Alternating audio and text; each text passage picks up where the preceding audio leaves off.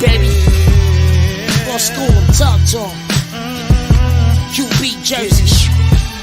I was raised across the river from the school of 5%ers. The knowledge that's within us is God-given. We winners, we young inventors. The first black dentist was Robert Freeman. I dropped out of high school, never made it to Lehman. Instead I saw a jail cell, reading, learning the meaning of black power. Bible paper to rap sour. Our bloodline is designed for greatness. Architects, still we screw face each other like we in mark for death. It be your own kind scheming soon as you park the Lex. Ain't no coming back when your soul depart your flesh. We need more Hueys and more Langstons and more Malcolms, more Silence, less Shoeys and more scholars. Nipsey died at 33, the same age as Jesus. He had known prophet, prolific, that's real a modern thesis. Unification's longevity. They wonder why the end don't live to see set. So what you see, God? Yo, when I see you, I see me, God. Eternal light reflecting in between, God. So tell me what you see, God. I see half the youth that's lost, coming up misguided, they dying the flaws. So what you see, God? I see the revolution ain't for free, God. As people fight demons, they don't see God. So tell me what you see, God. I see the revolution in the modern era. We all stand for one cause, unity, ride together. See, God? I see the God in my fellow man, trying to teach the babies we interrupting the devil's plan. Overstand the obvious, gangster with the consciousness, jewels drip like alkaline water down the esophagus. I could just level my composure from the wild hyper. That's why your foul energy be non-cypher. Split decisions be causing my youngins decades. Pen it to the rhythm, but then I'm feeling like Wes Craig. Listen, you the leader that you looking for. Instead of complaining about what kings won't do, get the rook involved. Ain't about your can-dos and not nows. Plot the cause, friends in this spaniels. Top down, on and off, mastering the self-living life is the education. Heads on the line to civilize elevation. You create reality in your imagination. Way the source drip while you understandably hate. So what you see, God?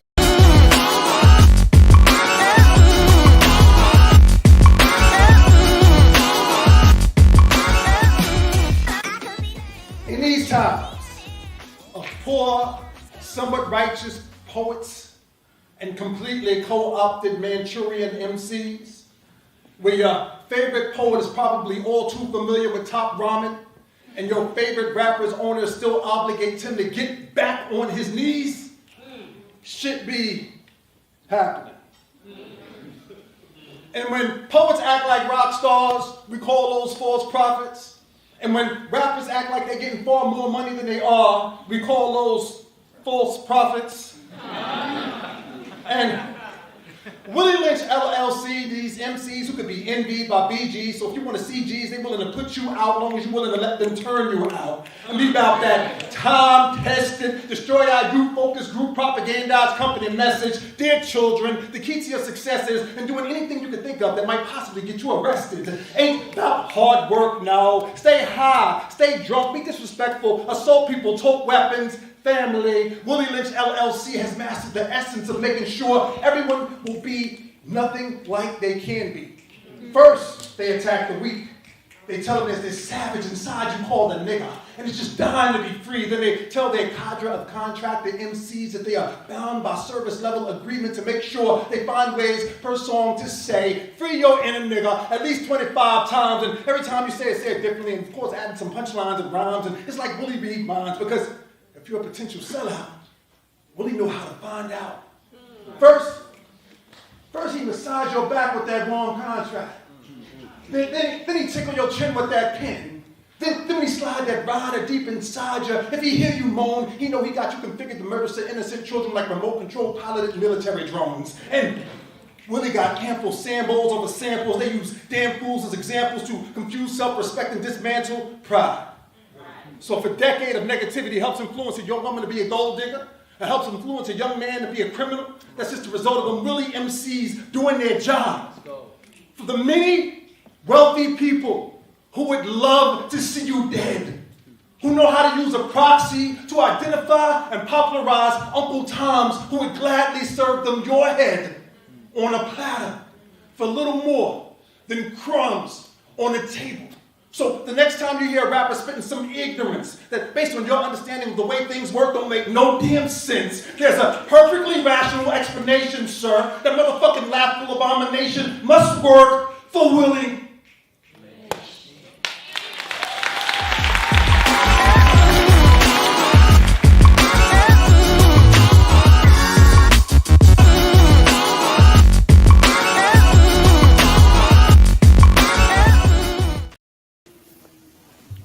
Alright, peace and black power, and welcome to another episode of Knowledge Radio. Place Knowledge Born. This is your host, Knowledge Born Alive. We here with a special guest by special request for a limited time to share some rhyme from his divine mind. We in the building. We got Brick City's finest flyers, and we got proof that the oracle and the architect, if they came together, we would be unstoppable. We got a mathematical genius, a poetic genius, an author, a poet, and a transformative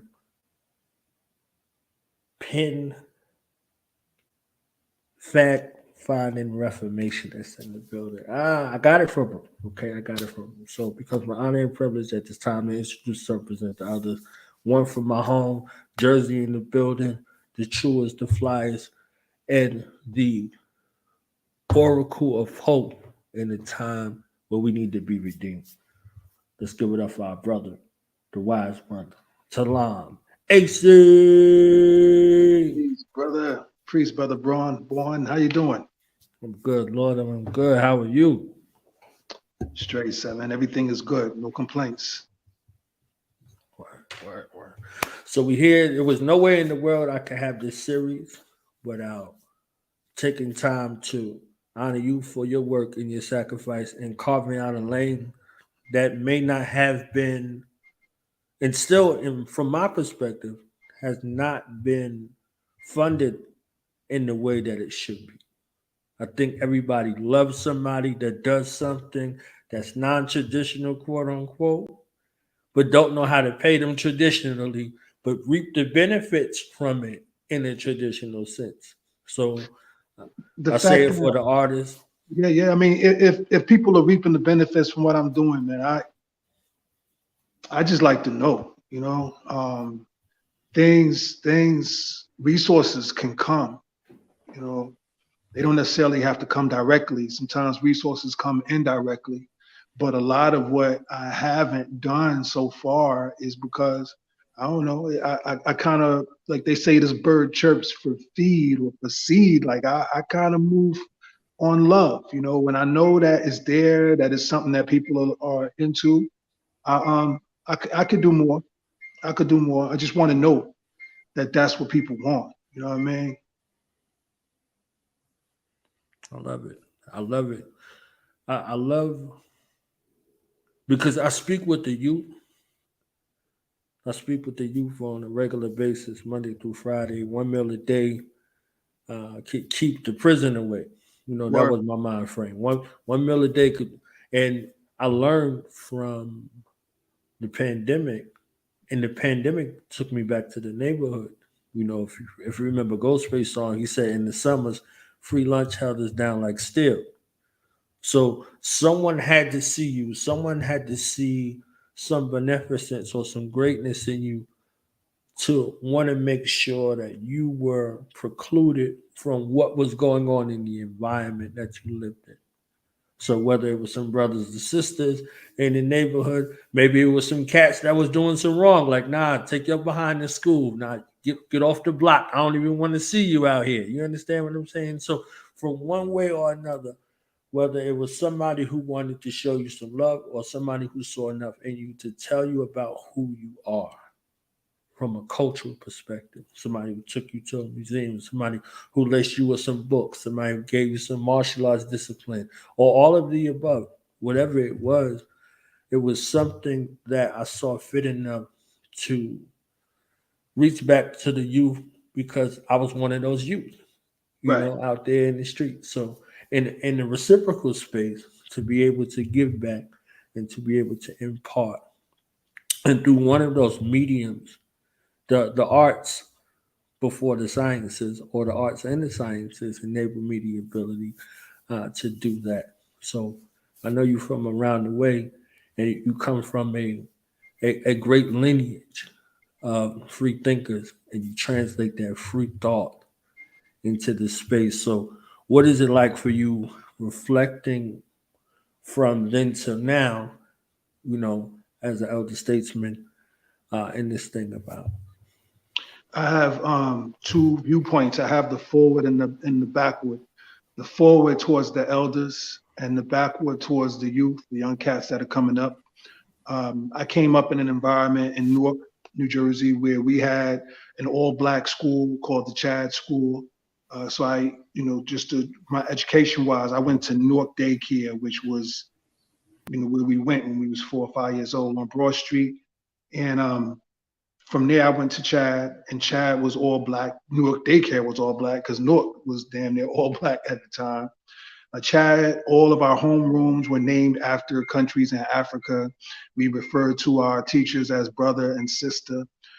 We were taught, an African-centric curriculum, from the time we was like kindergarten and first grade. That's, our alphabet was based on learning, A, B, C, based on African-centristic values. And that's been my life. My mother and my father were part of Amiri Baraka's organization, which was a committee for Unified Newark. There have been Black history books, plenty of Black poetry books, Arna Bontemps and Dudley Randall and County Cullen, Claude McKay, Langston Hughes. All of that was all over the house. We had Last Poets records. We had Amiri Baraka, Gil Scott Heron, Oscar Brown Jr., and people that I would come to meet, right? And I have an affinity, for the elders because of that. And since then, so I want to give to the elders, which is why I wrote that last book, which was called Permission to Speak, kind of asking the elders for the permission to be, really, to do what I'm doing, for the license, to be a spoken word artist. But then I look back, I look back to some of the young cats, and I want to do for them what may not have been done for me when I was at their stage and developing as a spoken word artist. So I think about that. That's what I think about most of the times, what I can do and what I will do. I've got some plans. I love it. And one of the things that I honed in on from you is your respect for the Black woman, and then in general, and then in specific, your mother and that matrilineal lineage of those divine matriarchs you descend from, too. And how you encapsulate that in your poetry and in your presentation. Yeah, one of my favorite poems was named after a Nina Simone song, For Women, but the poem is called Five Women. It talks about my great-great-grandmother on my mother's side, my great-grandmother on my mother's side, my grandmother and my mother, and then it talks about my grandmother on my father's side. And that, I never knew my great-great-grandmother on my mother's side, but all of the rest of them I knew. My great-grandmother, my grandmother, my mother, and my father's mother. And they play a major role in shaping me. They, I don't know, I just never I always thought a cat was soft to disrespect a woman. Like Tupac said, we all came from a woman, woman got our name from a woman. But on top of that, I mean, a lot of brothers, from where would they be without their mothers? They had single mothers, and to watch how people disrespected their mothers or didn't commit to, didn't take care of, didn't protect their mothers. I don't know how you grow up to be the type of individual that doesn't want to right that wrong and protect sisters and take care of sisters and be patient with and uplift. I don't get that. I never learned to respect that. Agreed. If we could, I wanted to play that. Is that okay with you if I play that? Is it a video or because it's an alarm going off that I want to turn off? Okay, yeah, it's a video. You gotta. Yeah. Okay, I didn't want to be unprofessional and get up and turn it off. So when you play the video, I'll turn it off. All right, we're gonna do that right now. Indeed. My mother's library had over 1,000 books, and her bedroom closet was cluttered with guns. And she helped raise her first grandson with a switch and a message. Her patience was not to be tested. A nurse who taught 2 languages and expected her progeny to excel. Quick to tell you tough titty, raised 4 children by moving back and forth between southern and northern cities, told my mother no way. Yeah, you and that baby can move in, but ain't no grown man moving into my house on no day. No pity. Bosom was warm, but the gangster was gritty. Pretty girl, piano player, singer, matriarch, cared for her parents for years while secretly dying of cancer, but still never let anything tear her family apart. My grandmother, Eula English, was my heart. My mother's mother was a school teacher, a black woman with a college degree in the 1930s and 40s. Long before these underachievers came up with excuses, would do whatever she could to make sure her descendants didn't end up shiftless and useless, use candy bars to motivate the children in the neighborhood to study the Bible because she believed that that was where the truth is. Ruthless when disrespected, connected nouns and verbs to put your self-concept in check. Could be expected to rip your ego apart. Named after a city in Texas, my great-grandmother Galveston McNeil was my heart. And her mother was a rider. Time to show up inside her son-in-law's living room and just take over, tell him, look, I'm like a general, and I raised my daughter to only roll with soldiers. Born in 1882, transcended 3 years before my start, famous for lighting cigarettes and putting men in their places. My great-great-grandmother Sally Gist was my heart. And my father's mother was a social worker, a black woman with a college degree in the 1950s, who bought a house for her siblings and her parents and raised her 2 sons to either get educated or get busy. Told her husband, if I'm going on vacation, you could best believe my grandchild is always coming with me. Comprehended. Told my mother, if somebody steps to my grandson and gets knocked out, never punish me if he gets suspended. Just ask him how it starts. My paternal grandmother, Flora Acey, was my heart. And my mother is a black nationalist with a master's degree in mathematics, who's been programming computers since long before they had keyboards. I'm talking punch cards. And she never cared about my rough housing in the street, but if I ever disrespected her, I got punched. Hard.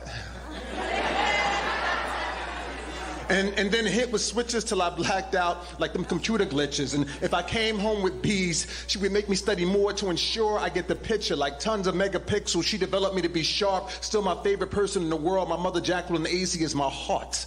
I'm a father to my son.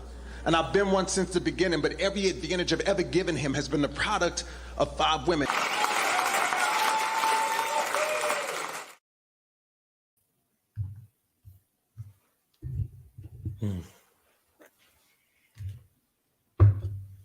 Just had to let that marinate for a second. You understand what I'm saying? Like, do you get a chance to experience you in the way that other folks experience you on the stage? The closest I could get to that, the 2 closest things would be when somebody really, really moves me, someone else moves me. I can kind of infer what that's like for me to move other people, for other people to be moved by me. And the other thing is that feeling that I have myself when I'm on stage, sometimes doing a poem, and I might be catching a chill, and then I'm assuming that maybe that the people who are listening, or some of the people, the right ones, are catching that same chill at that same moment. Those are the 2 closest things I have to that. Yeah. To see you in the element, to see you bring these things into form, like your stage presence, your timing, the moments that, for me, this is just my purview, like the moments of improvisation that are there that go along with the script that's on script, that's off script.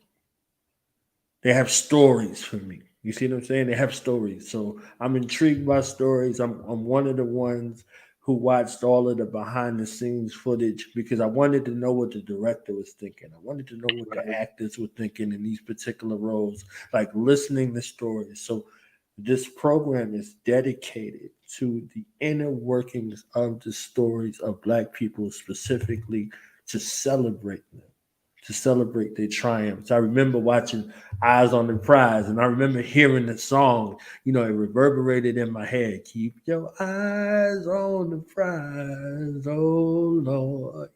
So that sojourn about the story of the story. So many of the characters, many of the leaders, many of the people that we've met along the way, I don't know if we met them properly. I think we met them mostly improperly because we didn't really get a chance to hear their stories from them. We heard stories about them, but not stories from them in a way that I don't know if they would approve of the stories that were told about them. So it's funny you say that, because my biggest reading habit is to read biographies, particularly biographies of blues artists, but also of some of the older R&B artists, jazz, of course.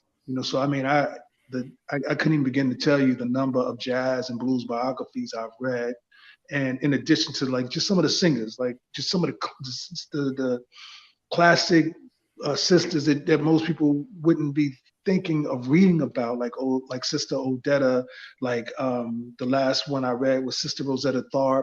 I mean, I just get into it. So I like that context. I like to go back and see their stories and what they feel they did wrong, what they feel they did right. Currently, I'm reading Curtis Mayfield's biography, and I mean that's what it's all about for me, man. I just like to dig deep, and learn, And with regard to improvisation and timing, not to pat myself on the back, but I'm with you there. I really feel like there's something with my timing, but my understanding is that you really have to see me on the stage. That it isn't completely conveyed in a video or an audio track. You actually would have to be there to feel, what it is that, I've been blessed to give. It doesn't really translate completely outside of the live performance, unfortunately. Agreed. I was listening to spoken word poetry in the slam format before I knew what I was listening to. I was in this little place called Killeen, Texas, many, many years ago. And I met some of the dopest beings I could ever meet in life in that little space. And in preparation to be amongst them, I had MC aspirations back then. Everybody thought they was going to rhyme a little bit. So, I would freestyle outside of the bookstore.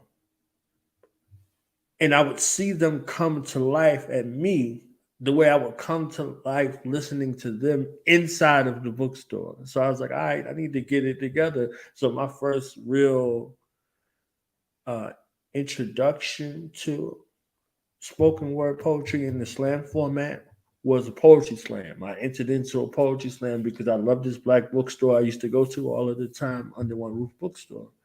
And when I saw them brothers and sisters on that microphone, I was like, oh, I need to get my stuff together. So I'm listening to, I'm listening to the Last Poets. I'm listening to Oscar Brown Jr. I'm listening to them, they had LimeWire BearShare time frame. So the time frame I'm talking about. So I'm hearing them on my CDs. I'm hearing them. I'm not seeing anybody. So I'm inferring like we would listen to records. We would listen to records of stand-up comedians and we never saw them, So we would have to think about what the audience was laughing at, what they did on the stage. So my mind began to grow vastly from a space that was unseen. And the respect for the craft came from the unseen world and the seen world at the same time.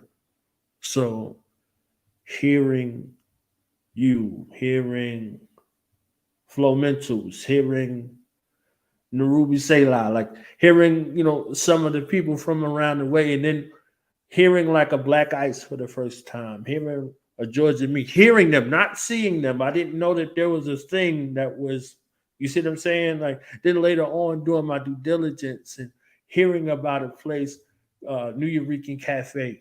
You see what I'm saying? Hearing about a place and then going and then it's experiencing the acculturation that's come along with the spoken word. And so for your tenure in your international travel and effects around the world, what are some of the takeaways for you in regards to this thing that began as a determined idea in your mind, leaving the traditional world and devoting your time into this thing that is crafted as non-traditional? I mean, traveling around, I learned that no one place has a monopoly on freshness, on dopeness in terms of lyricism.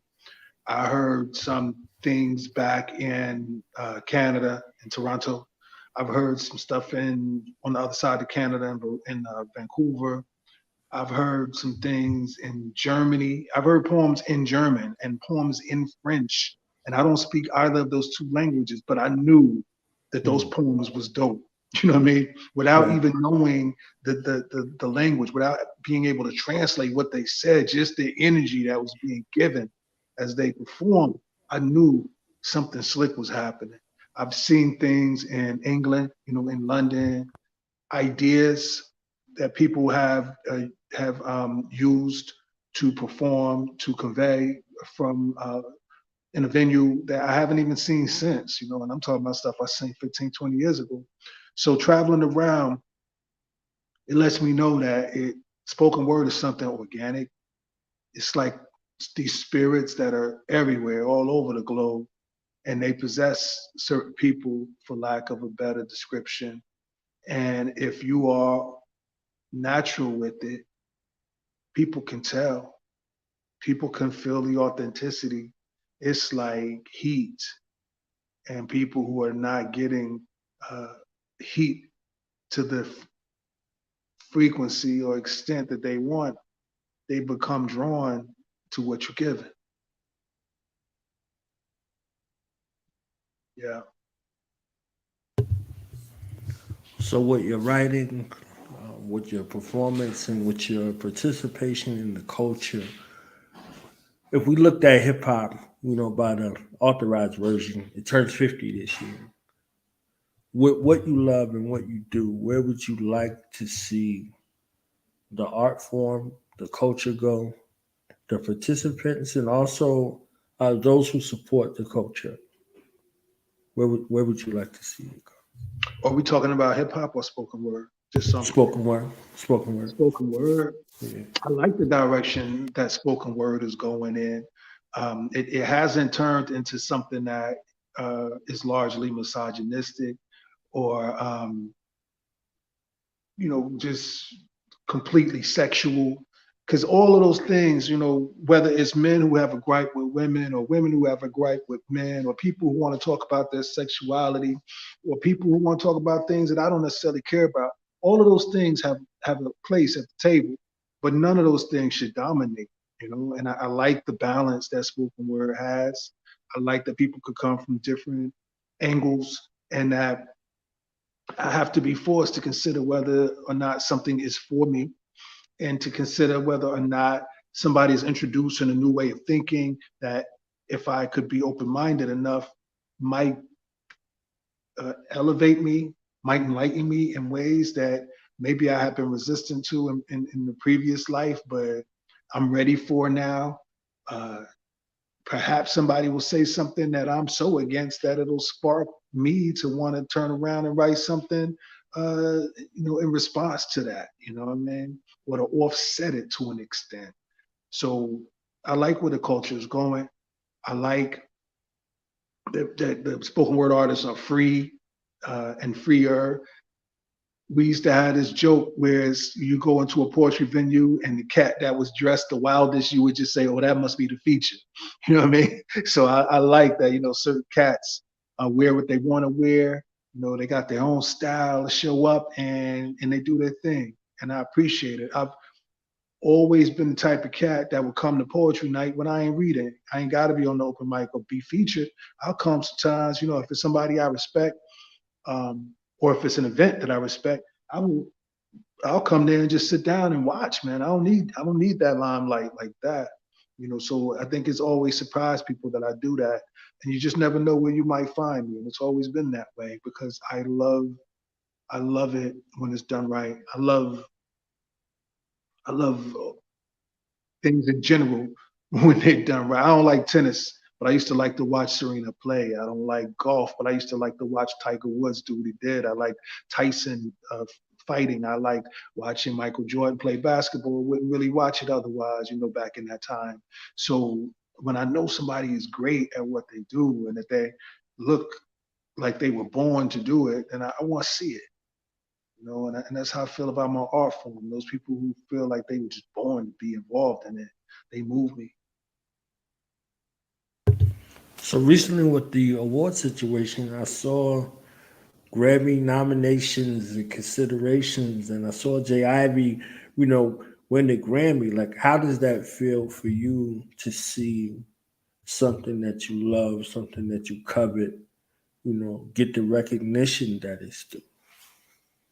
I like the recognition that it provides. I think from my point of view, and in that instance, I was more excited about the fact that it was a friend of mine who was getting his flowers. So I dug that, you know what I mean? And I seen other friends talking on social media about, kind of disparagingly about the Grammys itself. And I'm thinking, I don't watch them either. I ain't watched the Grammys. It would not that I have anything against it. I just am so far out of touch with popular culture that it doesn't really make sense to me anymore. I wouldn't know most of the people who are up for awards. It ain't like when I was younger, when I was 20 or something. I knew everybody, so it was different watching them perform. Now I'm so out of touch that I'm not really that into it. But the fact that somebody that I know is a good person would win it, I'm very happy for him in particular. And with regard to the art form, I'm happy that he set a precedent, that he kind of blazed a trail in that way, because not only did he win the Grammy, he was one of the primary catalysts for carving out the category that he won in, because that spoken word category did not used to be just poetry, right? It was audio books, and usually the audio books won. So he carved out a category that was just poetry, and then he won it. So he trailblazed in two different ways. Right? He set a precedent for winning the category, and he helped create the category itself. So it's a big deal. So you writing also, and then I wanted to ask one last question. Sure. I know we have a lot of time. You writing and you performing, is that from the same reservoir? Is that the same space you going into writing books and you in a performance mind? Because I know you had spoke about a while back that initially you were writing your pieces in your head. Still do. So any poem I ever performed, I'm writing a poem in my head right now. So, not while we're talking, but I'm saying in this current time, it's funny. Like they say, if you say I'm in school in English, that means you're matriculated in a school program. If you say you're in school in Spanish, that means you're in the building. You know what I mean? So I'm not writing it like as we speak, but I'm writing it, in the current time frame. But I still do everything since I've been involved heavily in spoken word. Anything anybody ever saw me do on stage was written in my head. Any poem, I still do that. I feel like for me, writing, I could write anything, but if I can remember it as I'm writing it, then it must be good. That's how I see it.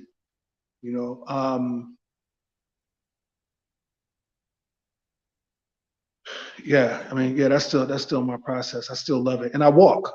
I usually, not only do I write it in my head, I'm usually walking when I'm creating. So that kind of accounts for the rhythm. A lot of times when I hear somebody do a poem, just based on the beats and the pauses, I can tell whether it was written on paper first. because a lot of times things that are written in paper are not so continuous. They're kind of discrete, the CRETE, discrete. What I mean?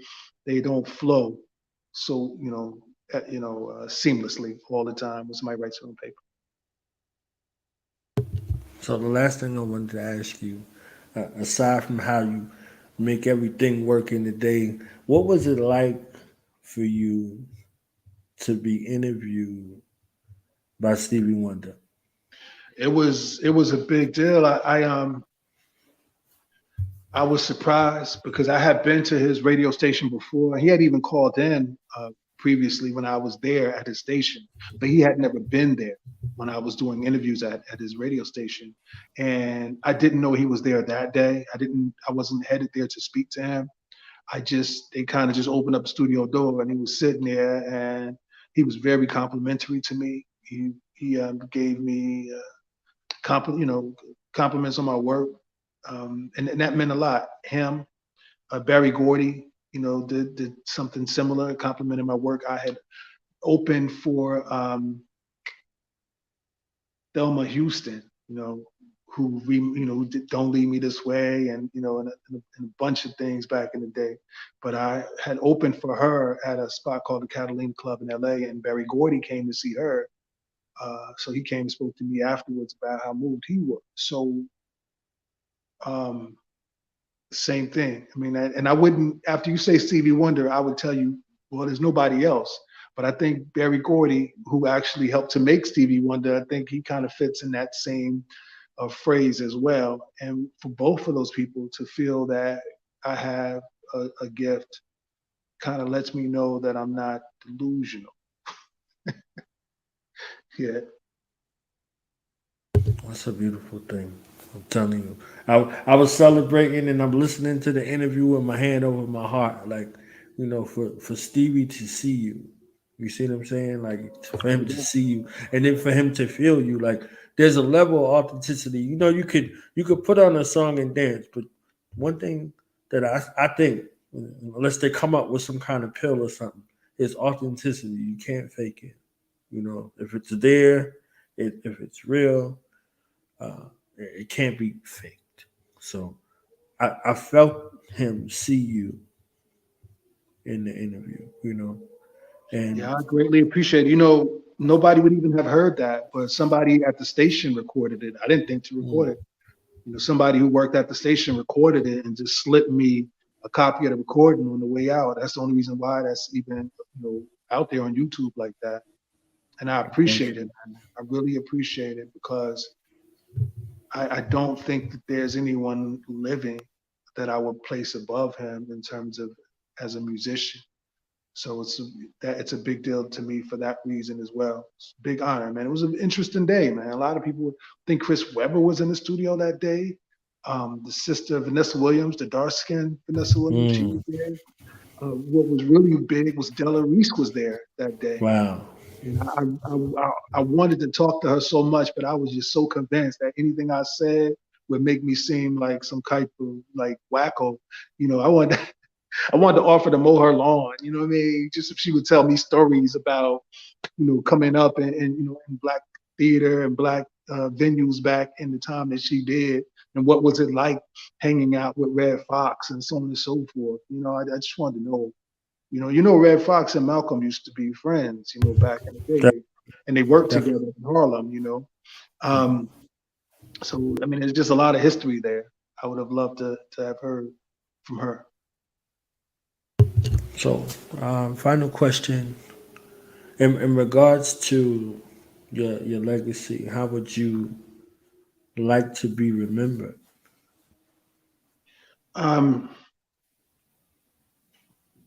I would like to be remembered as somebody who came after the greats like the Last Poets and Gil Scott-Heron and Amiri Baraka and Oscar Brown Jr. and the Watts Prophets.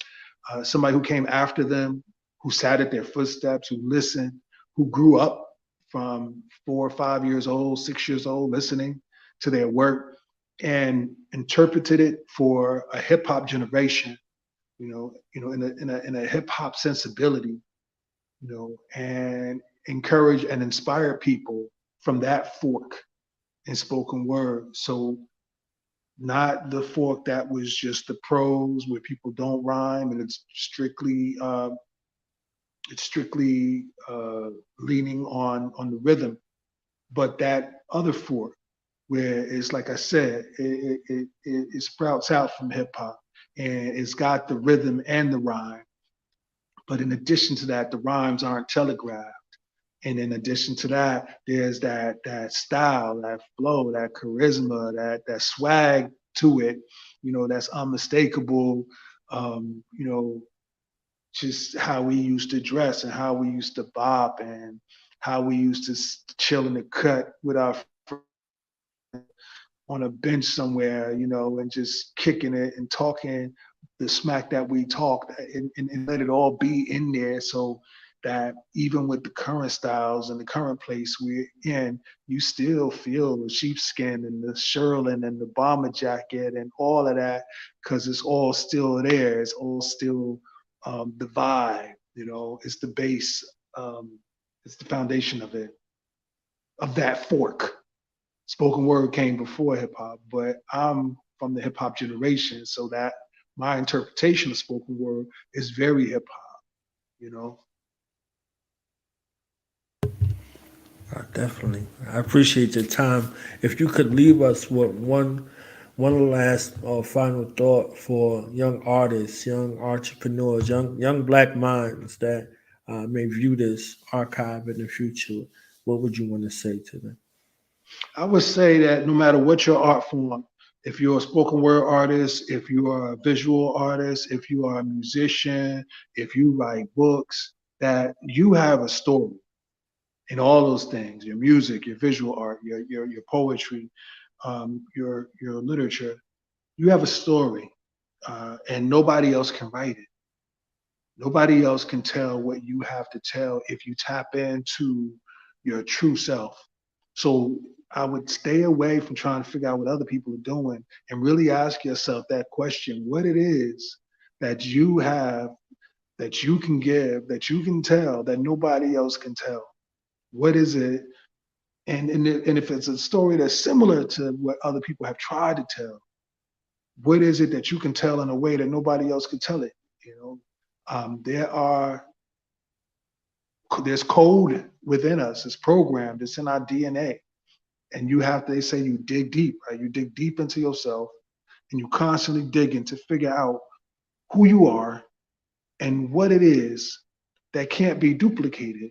Because in order to duplicate it, they would have had to have lived your life. So to the extent that your life is your own and your experiences are your own, how do you interpret those things in a way that you communicate to other people and make them see it in colors, shapes, temperatures, feel that they never felt before? My brother, I thank you for sharing your jewels, your wisdom, and giving us a part of your story. Love to have you back on to delve a little deeper when time permits. So, Yeah, man, I'm honored. And thank you for the welcome. I really appreciate the opportunity to be here. If you notice, I called you.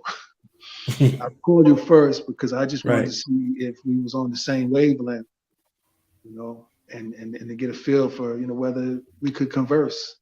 So that was why I wanted to call and talk to you before we even did it, because otherwise, what would the point be? So I appreciate you, and I appreciate the welcome, man. Warm welcome. This is one of your homes. So definitely look forward to everything that you have done and everything that you will do in life and in this culture. Thank you, Born. Be easy, man. Peace and love to you. Peace.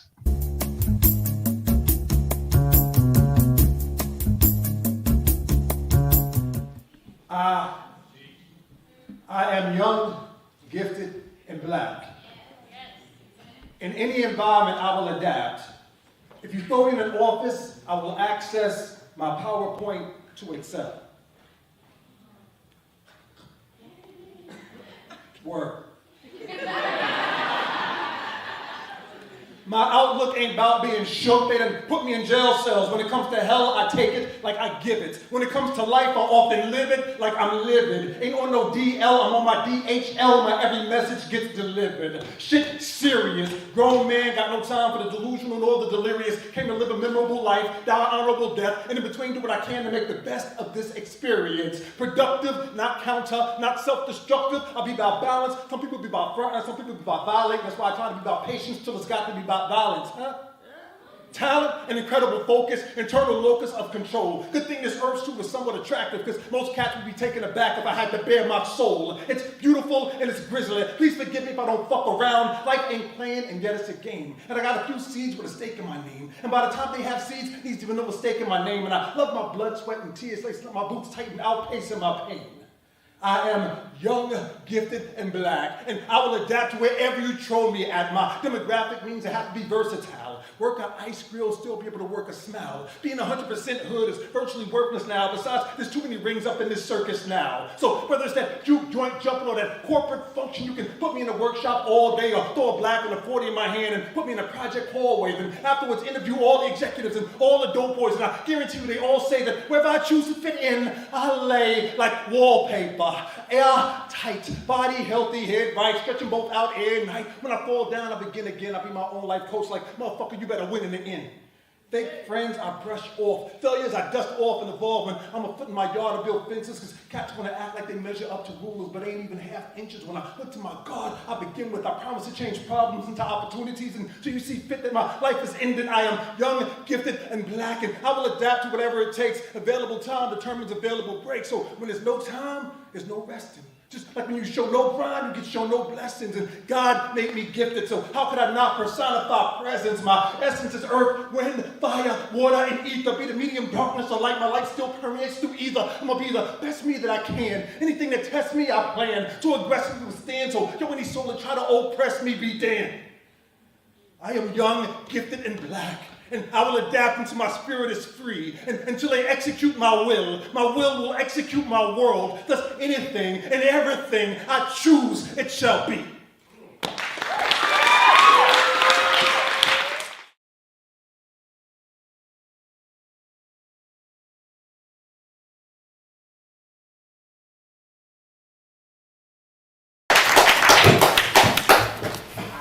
How y'all doing? Yeah? Yeah, oh yeah. You let me know when you feel it. Hey, brother. You let me know. I ain't gonna know until I see something. There is something about the way she conjures the ancestors. She dances when she walks like she's from the Congo. Pure. Combo like Asada Shakur says, brothers don't understand the science behind her self-reliance. She has a tattoo of Noble Drew on her neck and a tattoo of Marcus Garvey on her breast, and says you've got to have the presence of Martin Delaney if you ever hope to have a future in getting past her Malcolm X. She is smooth as the Hennessy she's sipping as we listen to Horace Silver playing our third game of chess. And I can't help but stare into the natural texture of her hair as she compares George Padmore with C.L.R. James. And from there, she discusses Rodney's, how Europe underdeveloped Africa, and compares that to Kwame Nkrumah's neo-colonialism, the last stage of imperialism. And as her lips move, I get lost in her rhythm. And as her thoughts move, I get lost in her wisdom. I love it when she sings CC while I tune to the children. I love it when we go on vacation and she puts that homemade sign on the door that says, "Do not disturb." Nation building. She is Harriet Tubman, loving her people with a passion, fashion like that last chapter in Carter G. Woodson's Miseducation of the Negro. We go conjure the ancestors after every poetry reading, breathing life into the souls that surround us like New Orleans, constantly calling me back. I bathe her in compliments. I wrap her confidence around my waist. I taste her ancestors' DNA every night because there's something spiritual about swallowing the same fluids that once caused the physical forms of her predecessor slaves and tribes. And yo, you might think you know me. If you ain't never seen me with her, you ain't never seen me alive. I said, you might think you know me, but if you ain't never seen me with her, then you ain't never seen me alive. Because she goes from J.A. Rogers to a Boo Call, her heartbeat's the rhythm of the Haitian Revolution, and she dances to it, singing the songs of the Cimarron colonies of San Salvador. And as she moves, there's something about the way she conjures the ancestors. There's something about the way she conjures my soul by day and by night. There is something about the way that she has conjured me back from the dead. There is something about it. She conjures me continuously, back to life.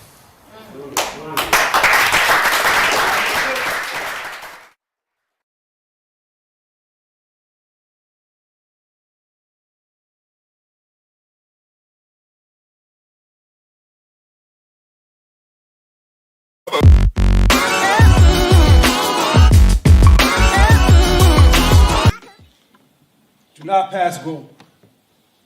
They want a monopoly over your mind, your soul, and your body. And you want to know how you go from slinging rocks to breaking rocks. The devil's in the details are key. Society will convince you to sell vows so they can send you to a cell and sell your free services like vows. You really think them judges ain't got contracts for kickbacks and manifesting all in one-size-fit-all cookie-cutter trials? Not for them. A slave quarters like Rikers Isle is just a stash, and they get to re-up immediately after they tee up with their connect at the country club. So when you standing in front of that judge, you looking like money, blood. And when you find yourself standing in front of a black robe to stand to make money off your black ass, it's probably too late to ask whether you ever really should have believed that a trap house could be the way out. See, the funny thing about traps is eventually everybody get to play the mouse.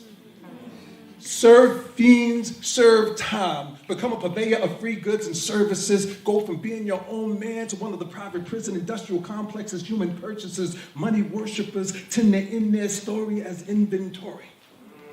Them cell block tiers be like shelves, and them jumpsuits and barcoded bracelets, that'll be your packaging. And this ain't the first time they stacked Africans, but perhaps one of the first times that some of us was half volunteer.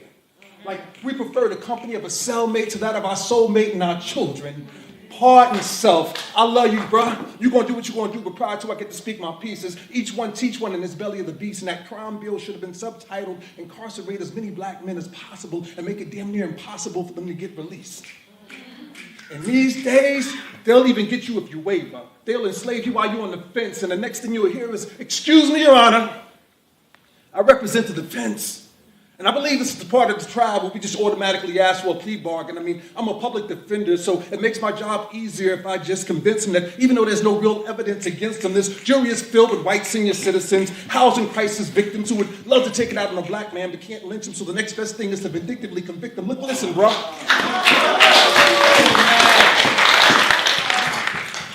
Keep your head up.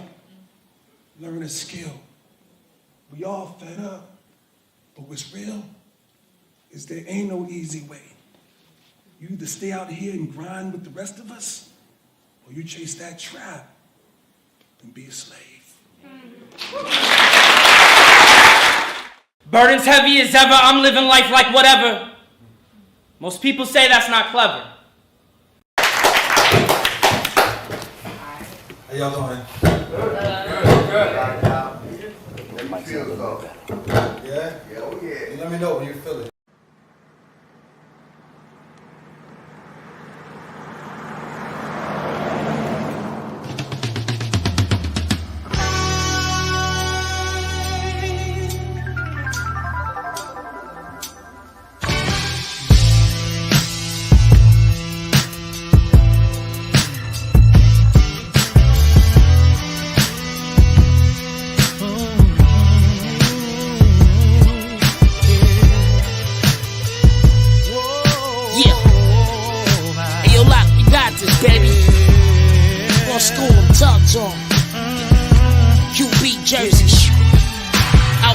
Across the river from the school of 5%ers. The knowledge that's within us is God-given. We winners, we young inventors. The first black dentist was Robert Freeman. I dropped out of high school, never made it to Lehman. Instead I saw a jail cell, reading, learning the meaning of black power. Bible paper to rap sour. Our bloodline is designed for greatness. Architects, still we screw face each other like we in mark for death. It be your own kind scheming soon as you park the Lex. Ain't no coming back when your soul depart your flesh. We need more Hueys and more Langstons and more Malcolms. More silence, less shootings, and more scholars. Nipsey died at 33, the same age as Jesus. He had known prophet, prolific, that's real a modern thesis. Unification's longevity. They wonder why the end don't live to see seven. So what you see, God? Yo, when I see you, I see me, God. Eternal light reflecting in between, God. So tell me what you see, God. I see half the youth that's lost, coming up misguided, they dying the flaws. So what you see, God? I see the revolution ain't for free, God. As people fight demons, they don't see God. So tell me what you see, God. I see the revolution in the modern era, and we all stand for one cause, unity, right together. I see the God in my fellow man, trying to teach the babies we interrupting the devil's plan, overstand the obvious. Gangster with the consciousness, jewels drip like alkaline water down the esophagus. I could just level my composure from the wild hyper. That's why your foul energy be non-cypher. Split decisions be causing my youngins decades. Pin it to the rhythm, but then I'm feeling like Wes Craven. Listen, you the leader that you looking for. Instead of complaining about what kings won't do, get the work involved. Ain't about your can-dos and not nows. Plot to cause friends in this Spaniels. Top down, on and off, mastering the self-living life is the education. Heads on the line to civilize elevation. You create reality in your imagination. Way the sauce drip while you understandably hate. So what you see, God? Yo, when I see you, I see me, God. Eternal light reflecting in between, God. So tell me what you see, God. I see half the youth that's lost, coming up misguided, they dying the flaws. So what you see, God? I see the revolution ain't for free, God. As people fight demons, they don't see God. So tell me what you see, God. I see the revolution in the modern era. We all stand for one cause, unity, ride together.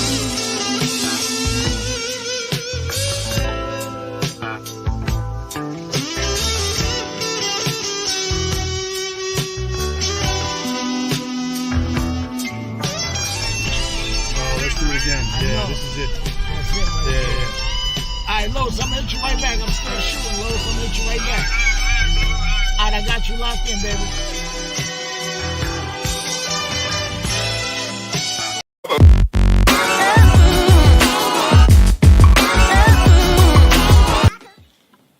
Do not pass go. They want a monopoly over your mind, your soul, and your body. And you want to know how you go from slinging rocks to breaking rocks. The devil's in the details are key. Society will convince you to sell vows so they can sentence you to a cell and sell your free services like vows. You really think them judges ain't got contracts for kickbacks and manifesting all in one-size-fit-all cookie-cutter trials? Not for them. A slave court is like Rikers Island, it's just a stash, and they get to re-up immediately after they tee up, but they connect at the country club. So when you standing in front of that judge, you looking like money, blood. And when you find yourself standing in front of a black robe to stand to make money off your black ass, it's probably too late to ask whether you ever really should have believed that a trap house could be the way out. See, the funny thing about traps is eventually everybody get to play the mouse. Serve fiends, serve time. Become a purveyor of free goods and services. Go from being your own man to one of the private prison industrial complexes human purchasers, money worshippers tend to end their story as inventory. Them cell block tiers be like shelves, and them jumpsuits and barcoded bracelets, that'll be your packaging. And this ain't the first time they stacked Africans, but perhaps one of the first times that some of us was half volunteer. Like, we prefer the company of a cellmate to that of our soulmate and our children. Pardon self. I love you, bruh. You gonna do what you gonna do, but prior to I get to speak my pieces, each one teach one in this belly of the beast, and that crime bill should have been subtitled, incarcerate as many black men as possible and make it damn near impossible for them to get released. And these days, they'll even get you if you waver. They'll enslave you while you're on the fence, and the next thing you'll hear is, "Excuse me, Your Honor, I represent the defense." And I believe this is the part of the trial where we just automatically ask for a plea bargain. I mean, I'm a public defender, so it makes my job easier if I just convince him that even though there's no real evidence against him, this jury is filled with white senior citizens, housing crisis victims who would love to take it out on a black man but can't lynch him, so the next best thing is to vindictively convict him. Look, listen, bro.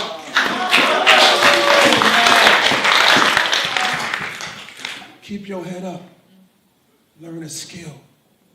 We all fed up, but what's real is there ain't no easy way. You either stay out here and grind with the rest of us, or you chase that trap and be a slave. Burdens heavy as ever, I'm living life like whatever. Most people say that's not clever. But when you